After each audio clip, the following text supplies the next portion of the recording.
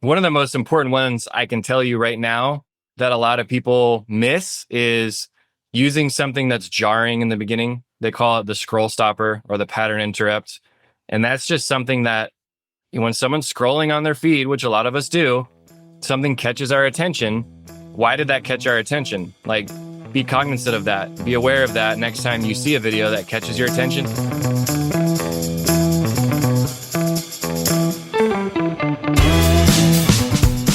Welcome to the Agents of Change, the podcast experience you've been waiting for your entire marketing career. Search, social, mobile, AI, blockchain, and neuromarketing. These are the Agents of Change, and so are you. Digital marketing success awaits, and your transformation begins now. Welcome to another episode of the Agents of Change podcast, the podcast that's all about helping you reach and engage more of your ideal customers. My name's Rich Brooks. This is episode 570, powered by Flight New Media. Before we get started, just a reminder that I'd like to send you a $100 gift card for your favorite restaurant or business. Just go to theagentsofchange.com/survey and fill out our podcast survey form by the end of February 2025 for you to be entered into this contest. Honestly, it's only going to take you a couple of minutes, and your feedback is going to help me create a better podcast for you. So again, that's at theagentsofchange.com/survey. And I'll mention that link again at the end of the episode. It's also in the show notes. So here at Flight, we've been noticing something. Social platforms are adding more and more AI tools to their ad centers and making those tools the default setting, sometimes even removing the manual options entirely. The good news? They're evening the playing. Evening? Is it the evening that they're doing? Like, what are they doing? They're making the playing field more even. Is that a good way to say it? Let's go with that. All right. They're evening the playing field. Now it just doesn't sound right to me. Anyways, that's the good news. The bad news is, if you are any good at targeting or bidding or A/B split testing, much of your competitive advantage is being taken away. So what can you do to stay ahead of your competition?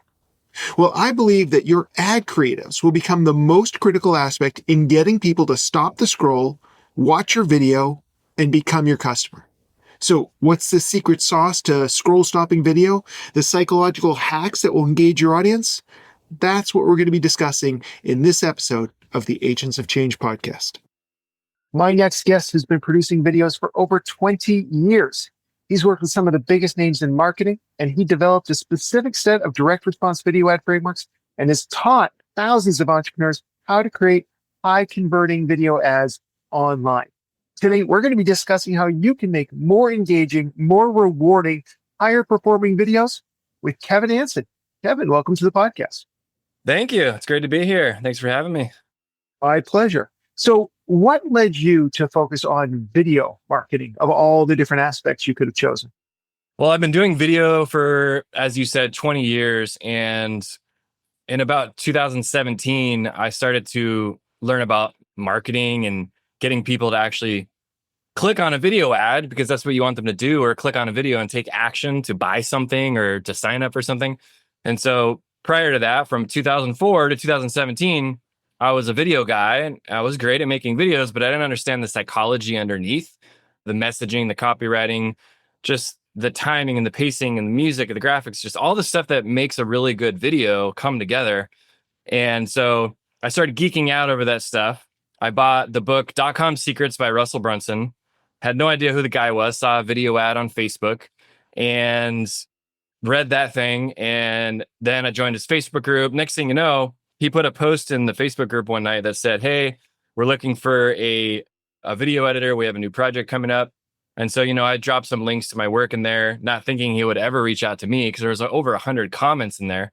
And then next thing you know, he's messaging me privately on Facebook. And I'm like, oh my gosh, this is crazy. And so long story short, that's pretty much how it got started, was around 2017. Started learning about marketing. And ever since then, I've just devoted my entire career to video advertising and direct response. And it's been a lot of fun. I'm still learning, just like everyone else. But yeah, it's great. So tell me a little bit about your company and what services are you offering your clients today? So we produce video ads for our clients for usually Meta and YouTube. And we develop a set of video ads to deliver to them. So that way they have more than one video ad asset to run. Instead of just giving them one video ad, we give them a set. So the intro hook is a little bit different on each one.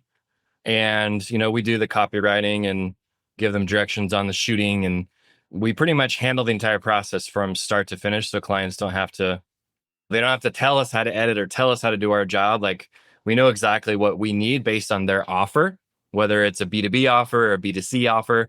Typically we work most with B2B, but we know what they need based on like what's on their landing page, what their offer is about, who's their ideal customer. And we produce a set of ads that's tailored to that. Awesome.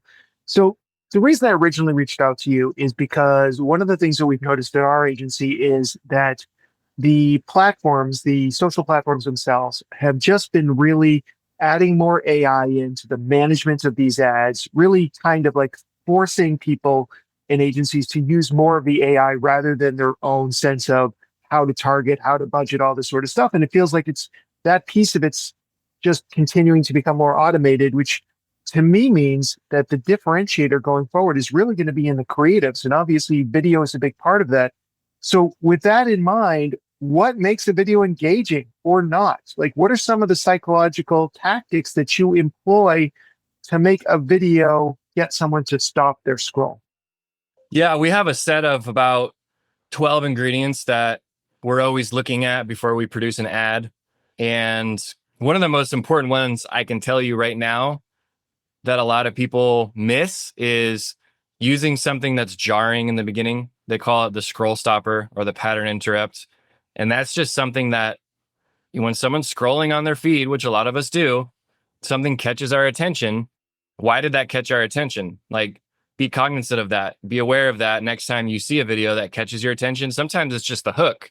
It's like 5 words on the screen that caught your attention. You're like, oh, I need to know more about this. So the pattern interrupt is really important for hooking people in. So you just bought about 3 seconds of their time, hopefully. And then after that, then you go into the messaging. And so you just want to get them, it's kind of like waving at them. You're on the side of the road waving at them, getting their attention. They stop their car and like, okay, what do you want to tell me? Right. So then you get into it.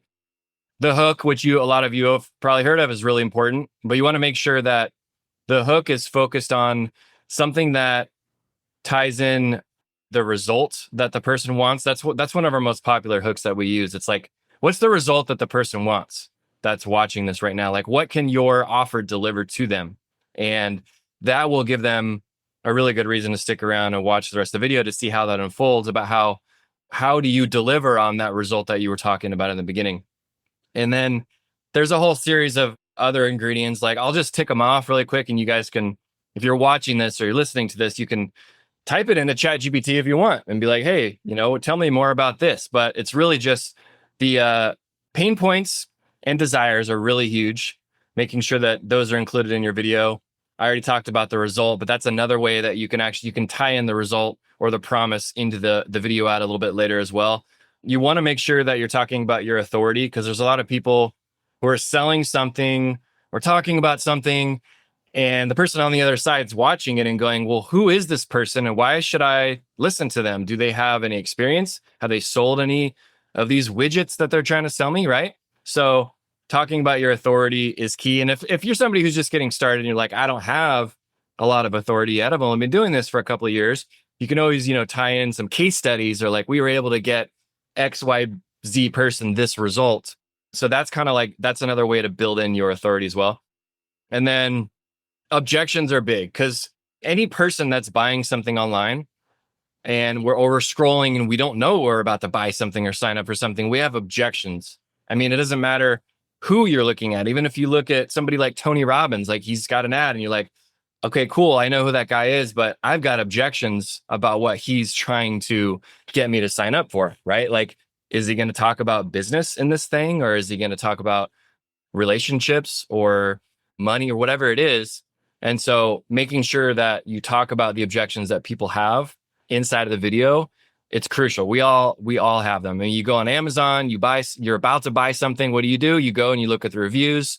that's addressing your objections. You go down and you look at some of the testimonials from people to see what are all the 1 stars. What are those people saying? They're like, you're seeing if you have any objections after reading those. And so objections are big.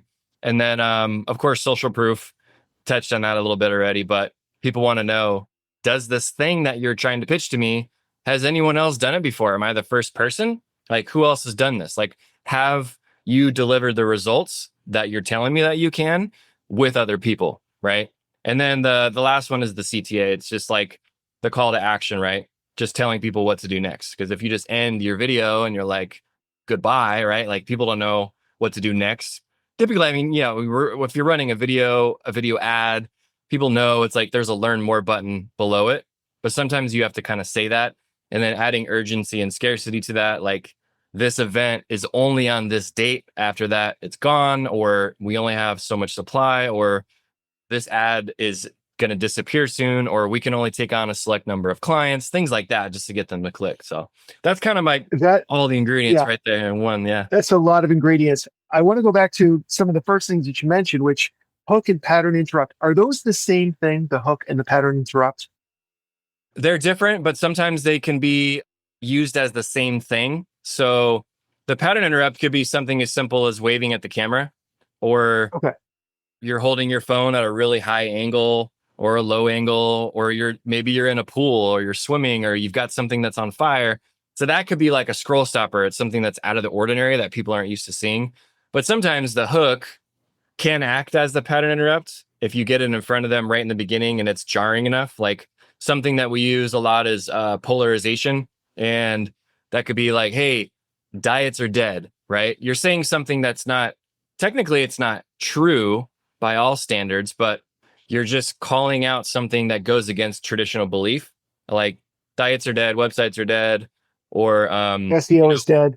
Yeah, I mean, we've all seen those things, but it does a good job of getting people to be like, well, what the heck is this guy talking about? They already know. They're like, okay, what's the alternative approach that he's going to talk about? And so they want to hear it then.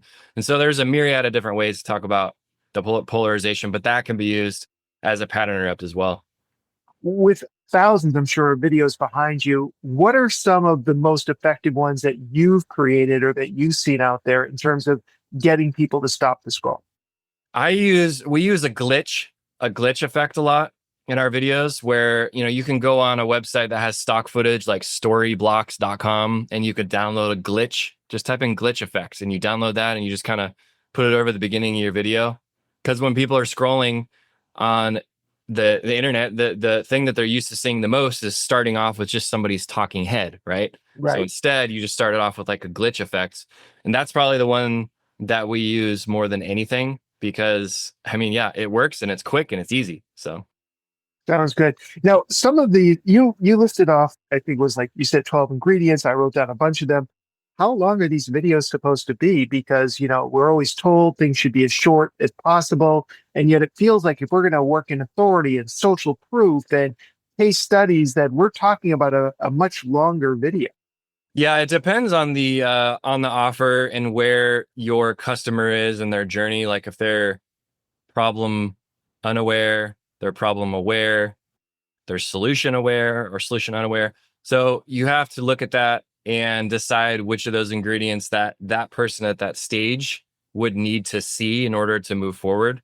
And so when you're working with colder audiences who don't know who you are, they don't know anything about the solution that you offer, it does take a little bit more convincing. So that in that case, you might have all 12 ingredients in there.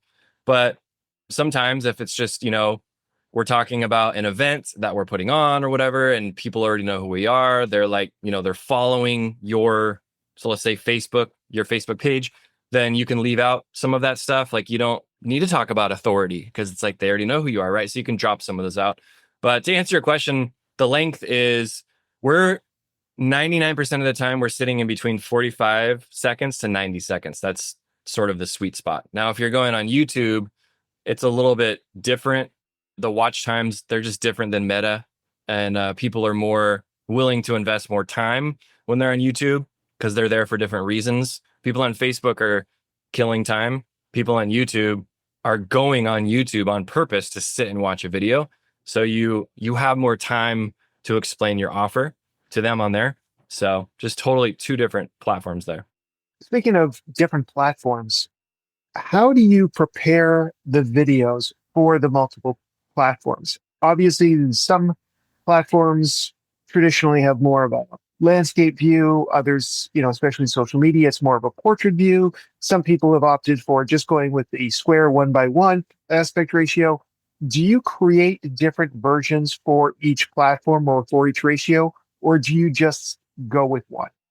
So we do a couple different sizes for Meta, and then usually just one size for YouTube. But for Meta, it's usually, well, it's three actually. It's 16 by 9, 1:1, and 9:16. So that's basically widescreen, square, vertical. And the size that we see that works the best right now is square. It's just because it takes up most of your feed. And if you can compare that to a vertical video, and you see a vertical video on your feed in Facebook, it kind of it crops it because the platform's cropping it. So you have to actually, as the viewer, you have to click into the video in order to see the whole thing expand. And so a lot of people don't do that. So the messaging gets missed because if you have like captions at the bottom, it's not showing it below the window unless you click in on it on the vertical video. So the square works really well because it has all the information inside of that square and people can see it all on their feed without having to click into it. So I'll tell you another really good hack that I don't share with a lot of people. And I share this with my private consulting clients and stuff sometimes, is that the way that we make videos is we always make a widescreen video, regardless of what size it's going to end up being. We edit as a widescreen video. And so we do 3413 by 1920. So that's 3413 wide in pixels by 1920. And the reason that we do that is because when it's time to make the vertical video, all we have to do is duplicate that sequence and it's already tall enough. Like we don't have to stretch the shots up or down or whatever. It's literally just sometimes you just have to slide shots over left or right, and then you just resize the graphics in there. And then you're able to produce the vertical and the square videos within 20 minutes to an hour. Whereas before, if you're doing that and you're rebuilding that whole widescreen video into a vertical, it takes hours and hours and hours to redo all that stuff. So that's a little hack for you guys. If some of you, I mean, it might be some people are like, that's way over my head. But like, if you're an editor and you understand this stuff, or if you're getting into editing or you want to start learning how to edit your own stuff, it's a really good format to use. Edit in a widescreen and then just kind of condense down from there. That makes a lot of sense. Now, a few times you've talked about having like a video series, or you talked about putting together a campaign. So as you're sitting there working with some clients or strategizing with a client on how to do this, like what are some of the different aspects or considerations that you're taking in so that you can create a successful series of videos that might lead somebody from a cold lead into something that's more warm, more engaged with your brand? So usually it's kind of like I mentioned earlier with making sure that you know where your customer is in their journey, whether they're problem aware, unaware, solution aware, unaware. And so if they're completely just ice cold, they have no idea who you are, they don't even know what this offer is. They didn't know they needed it until 30 seconds ago. It takes more explaining. And so there's a series of pretty much, I mean, you could do 2 videos or you could do 3 videos as you're kind of moving people up that ladder and warming them up. But that first video needs to do a lot of explaining, probably more educating on what your offer is and how it can solve their problems, because they've never heard of you and they didn't even know that they had this problem. Or sometimes they do know that they have this problem already. Like an example, like diets, right? Like losing weight, or a software that they already know that there's website building softwares out there, but they didn't know about your solution. But anyways, you can create different videos in that series just to kind of give people the information that they need at the different stages. And so without getting into like a whole 15-minute analysis on exactly what ingredients we would put in each of those.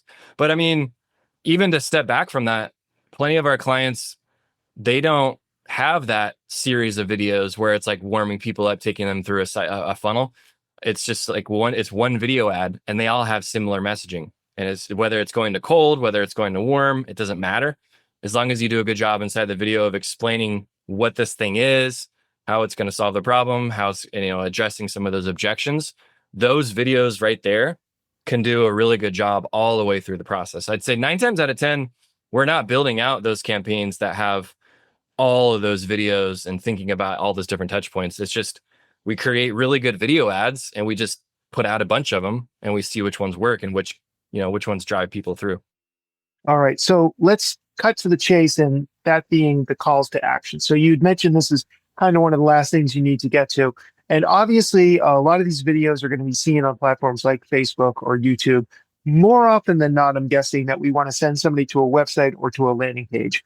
What are some of the ways that you work in effective CTAs into your videos, or do you not put them in the videos and you put them, say, in the description or the button, or do you do all? So you're talking about the CTA that goes at the end of the video? Like Yeah, and it could be something you say out loud, or maybe it's in the text. Like, you tell me, what have you found to be most effective to drive people to take a desired action? So yeah, we're usually just putting the website address on there. And the reason that we do that is because there are times when people will not click on the ad at this point in time, but they'll remember the website address later.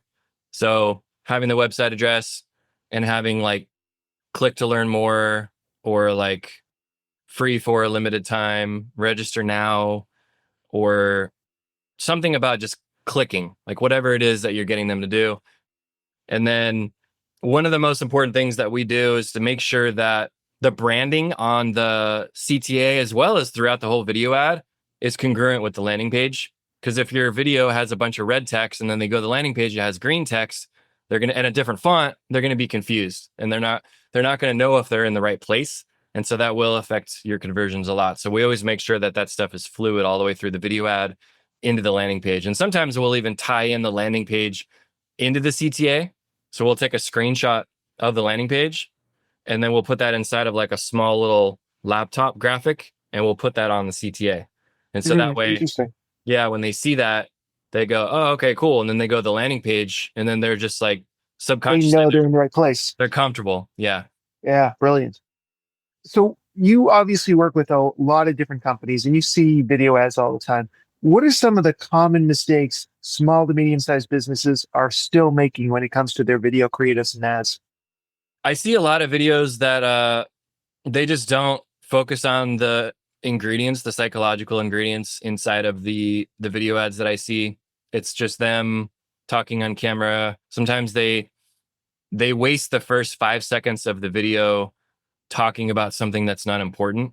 Like, hey, I'm John Anderson and I'm with so-and-so software. It's like people are already gone. It's like, no, you got to get right into the meat of it fast. Otherwise you lose people. So I see that a lot. And yeah, I mean, I don't want to say that editing is important, because there's a lot of you out there who, you maybe don't know how to edit and you just want to get some videos up there. But at the very least, you want to make sure that you are putting captions on the video, because a lot of people do watch videos without captions. They won't even turn the sound on at all. So make sure that you include those. I mean, there's really easy to use captions apps out there nowadays. I mean, 3 years ago, the stuff didn't even exist. There's, I think it's captions.com or captions.ai, and they have a desktop software that you can use. You just upload your video to it and boom, it's ready to go. And there's a bunch of others, but I'm trying to think of what other mistakes I see people make, but it's really just talking about too much fluff and stuff that doesn't relate to the viewer, like their pains, their objections, the result that they want. And they just talk too much about features and benefits and things that just aren't important, because people are like, well, cool feature, but how is that going to make me more money? Or how is that going to solve my relationships or whatever it is, right? So really keeping the focus on the audience and not about your products or your company necessarily. Exactly. Have you started to see AI become a bigger part of your process as you're developing out these different video components for your clients? Yeah, absolutely. AI has helped us a lot with getting us our first draft of a script, whereas before it would take a lot longer than that. And I haven't yet asked GPT or some other AI to write me a script, and then it wrote one, and I was like, "Cool, we're done here." Like that. That just hasn't happened yet. And I'm sure Right. there's plenty of folks that have their AIs trained in a certain way that maybe they can pull that off. I know one guy who does, but for video ads, yeah, our process is we use a custom GPT that we built that it asks us a series of 12 questions about the offer, the thing that you're selling, your product or service, and then the avatar, which is the customer. So, a series of 12 questions. You just give it as much information as you can, and then it spits out a pretty good script. And then we have different like ad types that we use. So, there's different combinations of those ingredients. There's not one type of video ad with 12 ingredients every time, right? Like, there's just different ones. There's one where the ad just solely focuses on objections, right? Or it focuses on polarization or education. And so, but yeah, with AI, it helps us a lot. It's not it's not there yet. I kind of hope it doesn't get there to We where still it's want to like, have jobs. Yeah. yeah, to where it's scary and it's like doing everything for us, because then I'll just like that'll just snowball and it'll just affect every industry to where no one's going to know what's genuine or not anymore. But yeah, Yeah. we use it quite a bit. Awesome.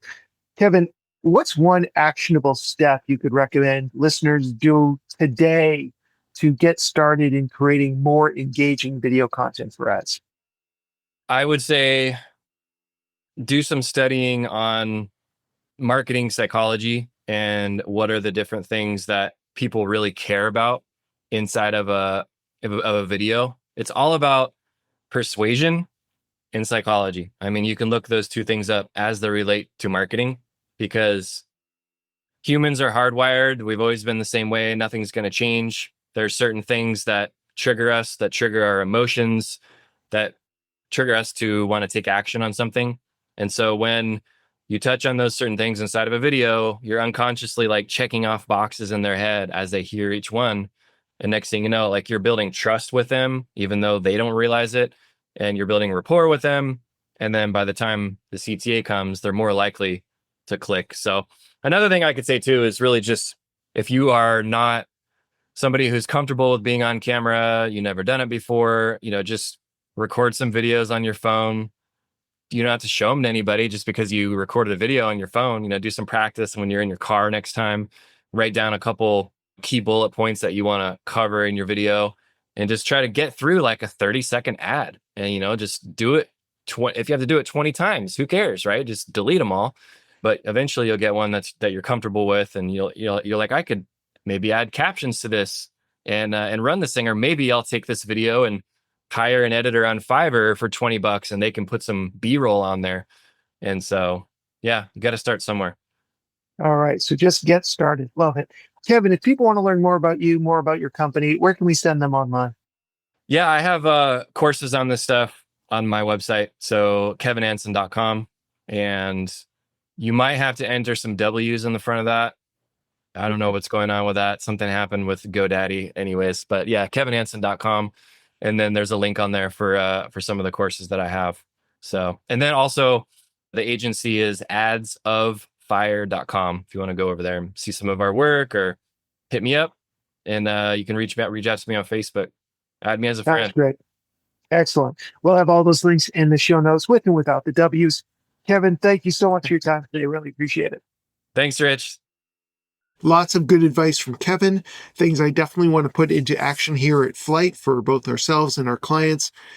If you missed anything, or if you want to give the episode another listen, or you wish there was a full transcript or show notes or a blog post based upon this episode, well, you're in luck. Just head on over to theagentsofchange.com/570, and we've got all of that great information, plus all the links that Kevin shared with us available for you. Another reminder that if you are interested in providing feedback for this podcast, it'll take you all of 2 minutes.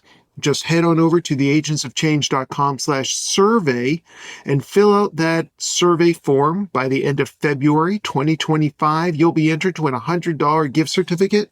We can make that work for any local store or national store or global store that you want, as long as they can take gift cards or take payments for gift cards online. And if not, we can always default to Amazon. So whatever works for you, I'm happy to do that. But I appreciate you taking a few minutes out of your day to provide some feedback so I can make this a better show for you. If you are not subscribed, go ahead, take care of that right now. We've got more great content coming your way so that you can remain an agent of change.